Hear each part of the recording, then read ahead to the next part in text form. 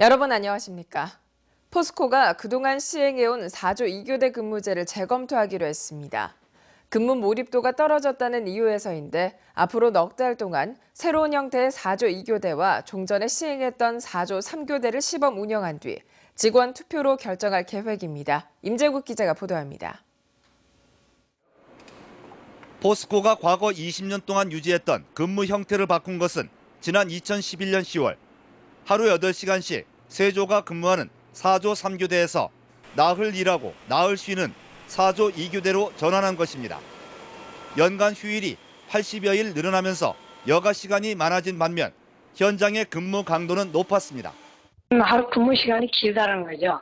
체력적인 부분에 이제 좀 제한적일 수 있고, 좋았던 부분들은 이제 휴무 시간이 길다 보니까 여러 가지 개인적으로나 가정적으로나.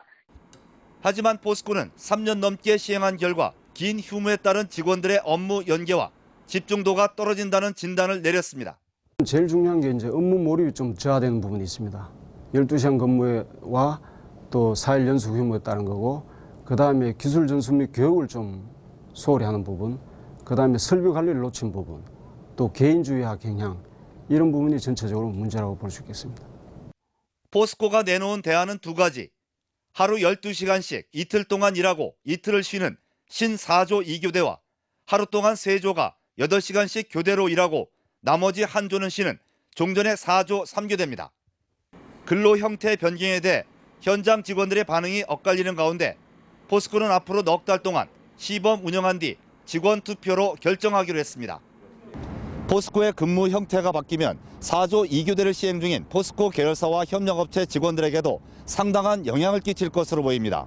MBC 뉴스 임재욱입니다. 지난 2009년 법학 전문대학원이 도입된 이후 3년 전부터 법조계에 로스쿨 졸업생들이 진출하고 있습니다.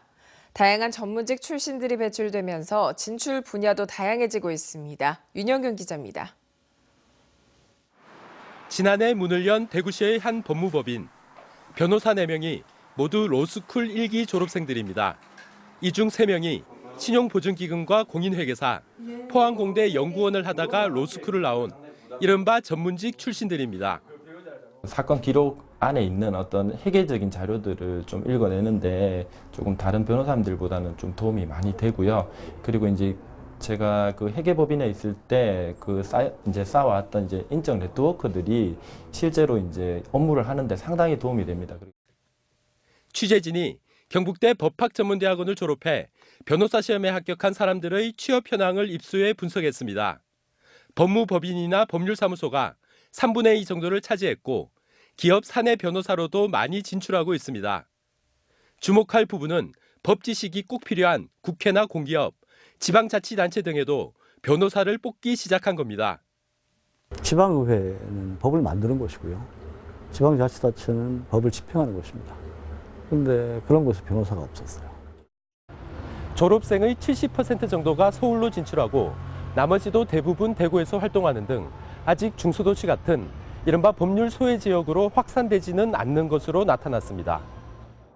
또 변호사 시험이 사실상 사법시험처럼 특정 과목 위주로 시행되다 보니 다양한 분야의 법률 전문가는 극소수에 불과했습니다.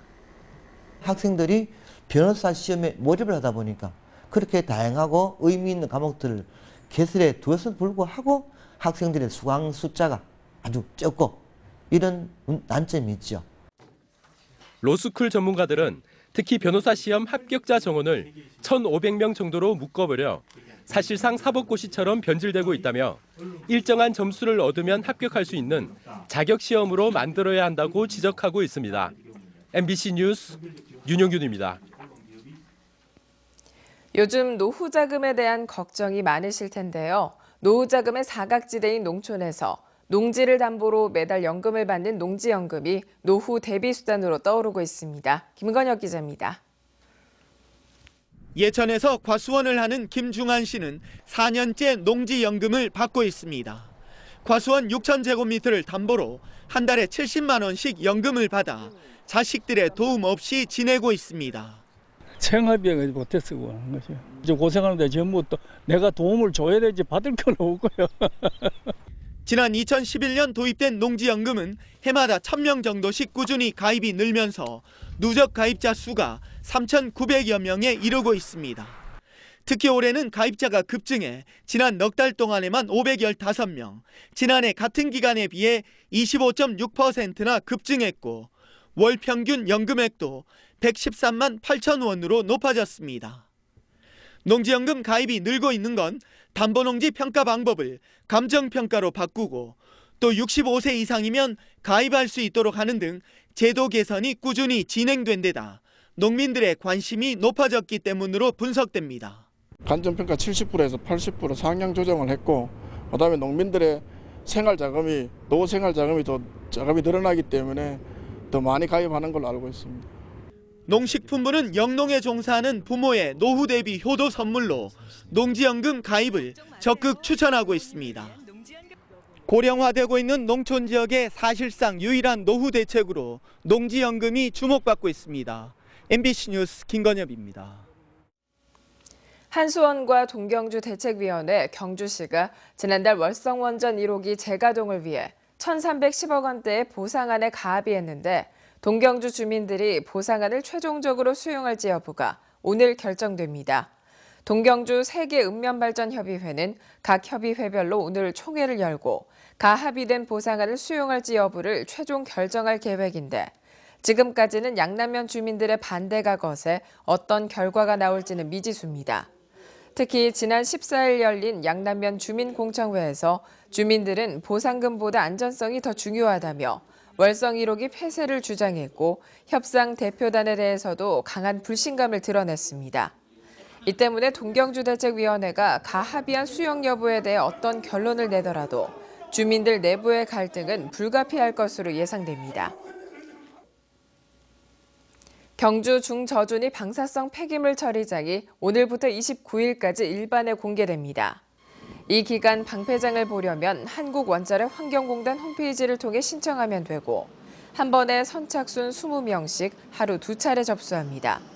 경주 방폐장은 지난해 말 1단계 처분시설 사용 승인을 받았고 시험 운전을 거치는 등 본격 가동을 앞두고 있습니다.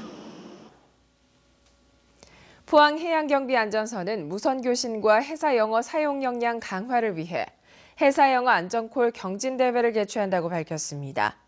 오늘부터 20일까지 4일간 열리는 이번 경진대회는 외국 화물선 증가로 외국 선박 간 원활한 소통과 해양 사고 예방, 항해 질서 확립을 위해 마련됐습니다.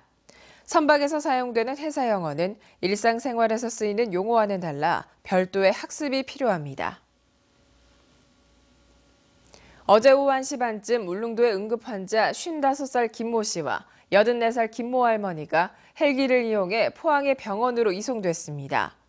김 씨는 급성 심근경색을, 김모 할머니는 뇌경색으로 울릉도 의료원에서 치료를 받은 뒤 119 헬기를 이용해 긴급 이송됐습니다. 불법어업이 좀처럼 근절되지 않으면서 수협중앙회가 어업인 스스로 어장을 보호하기 위한 어업질서 확립 대책을 마련했습니다.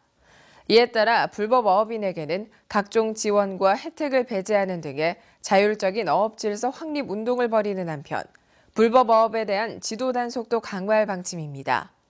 또 정부의 자원남획 집중 단속 기간과 연계해 5월과 10월을 불법어업 예방 집중 홍보의 달로 지정해 운영하고 불법어획물의 위판을 막기 위해 불법어획물 판정위원회를 운영할 계획입니다. 감사원이 지난해 말 한국농어촌공사에 대한 기관 운영감사를 실시한 결과 직원들의 횡령과 편법 채용이 만연한 것으로 드러났습니다.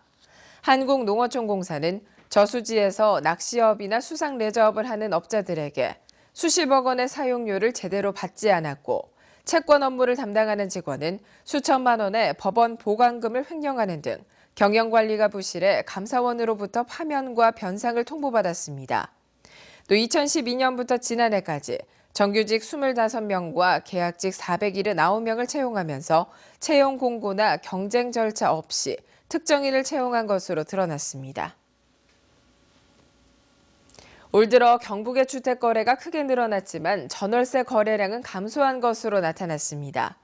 국토부에 따르면 지난달 경북의 전월세 거래량은 3,200여 건으로 지난해 같은 기간에 비해 24.9% 감소했고 올 들어 4월까지 거래량도 4.6% 줄었습니다.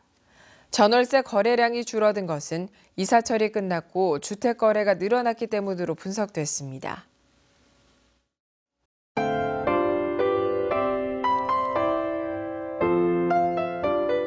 오늘 경북 동해안 지역은 평년보다 낮은 기온을 보이겠습니다. 한낮에도 기온이 18도에서 22도 선을 보이면서 선선하겠는데요. 외출하실 때 겉옷 하나 꼭 챙겨 나가시면 좋겠습니다.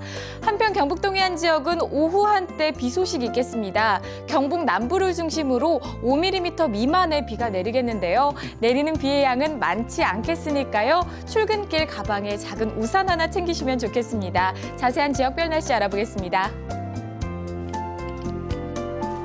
오늘 경북 동해안 지역은 대부분 흐린 하늘 보이겠습니다. 아침 기온 울진 14도, 영덕 15도, 포항 17도, 경주 12도로 시작하겠는데요. 낮 최고 기온은 울진 21도, 영덕 22도, 포항 20도, 경주 18도에 머물겠습니다. 울릉도와 독도도 종일 구름 많이 지나겠는데요. 아침 기온 울릉도 16도, 독도 15도로 시작하겠고요. 낮 최고 기온은 울릉도 19도, 독도 18도에 머물면서 선선하겠습니다.